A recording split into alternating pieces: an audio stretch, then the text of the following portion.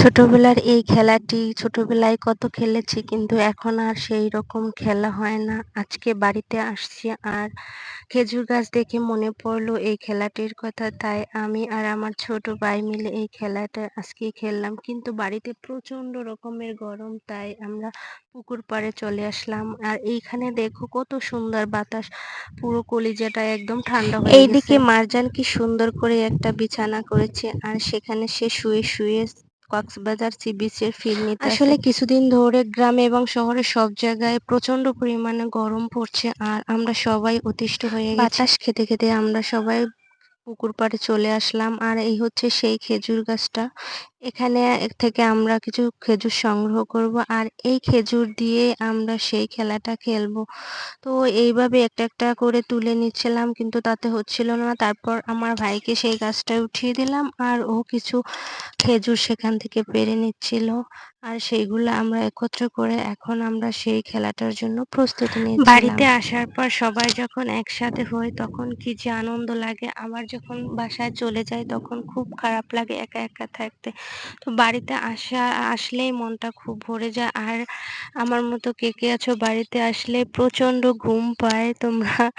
জানি না আমার কেন বাড়িতে আসলে এত পরিমাণে ঘুম পায়। এইদিকে আমরা যেখানে বসে এই খেলাটা খেলবো সেখানে অপরিষ্কার ছিল, আমি একটু পরিষ্কার করে নিলাম। এরপর আমার ছোট ভাইকে দেখিয়ে কিভাবে এটা করতে হয়, তো ও সেই অনুসারে এইখানে এক একটা গর্ত করে নিচ্ছিল।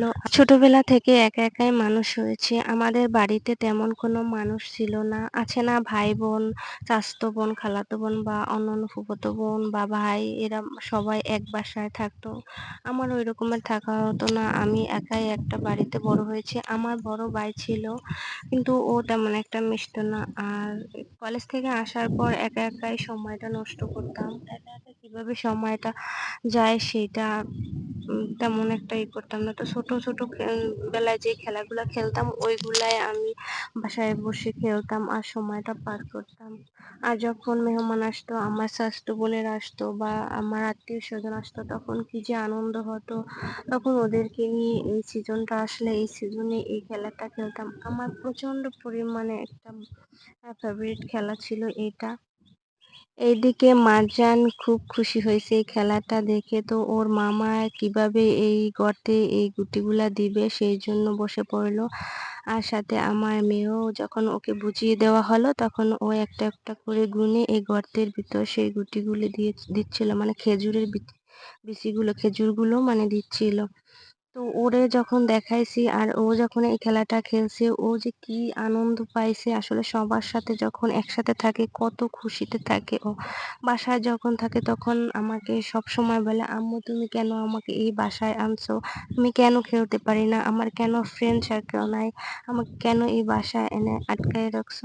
তো আজকে যখন আমি এই বাড়িতে আসলাম তখন ও যে কি খুশি হয়েছি, আসলে বলে বোঝাতে পারবো না। আমার মতো ছোটবেলায় এই খেলাটি কে কে খেলছো কমেন্টসে বলে দিও। আচ্ছা, যারা এই খেলাটা পারো তারা তো পারো, আর যারা এই খেলাটা পারো না, তো এই খেলাটা কিভাবে খেলে দেখো। আমি প্রথমে একটা গর্ত থেকে, আমার সাইড থেকে একটা গর্ত থেকে কিছু খেজুর আমি নিলাম। তারপর ওই খেজুরটা যেখানে শেষ হবে তার পরের গর্ত থেকে আবার আমি খেজুর নিব। এই যে দেখো এখানে শেষ হয়েছে, এখন এখান থেকে।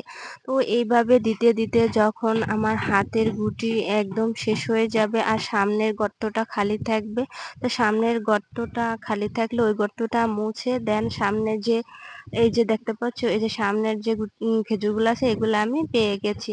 তো খেলাটা যখন খেলবা তখন অনেক মজা হবে। এরপর হচ্ছে আমার খেলা